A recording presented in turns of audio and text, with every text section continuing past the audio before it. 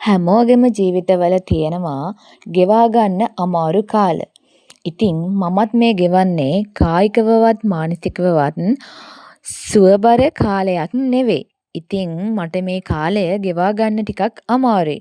මේ ඒකාකාරී භවෙන් මිදෙන්න මට උවමනා වුණා.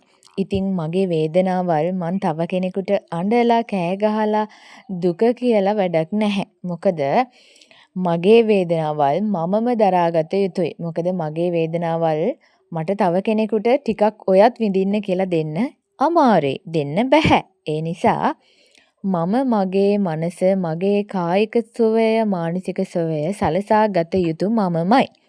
ඉතින් මම හිතුවා මාව සුවපත් කරන ඔසුවත් මමම බව. ඉතින් ඒ නිසා ඕනම මානසික පීඩනයක්, කායික පීඩනයක් දරාගෙන මට ශක්තිමත්ව නැගිටින්න මගේ පුංචි සිතුවිල්ලක්, පුංචි ක්‍රියාවක් ඇති කියලා මට හිතුණා. ඒ නිසා මම මෙන්න මෙහෙම ලැබෙන පුංචි අවස්ථාවකින් මගේ මනස සුවපත් කරගන්න, මගේ කායික සුවය සඳහා යොදා ගන්න හිතුවා.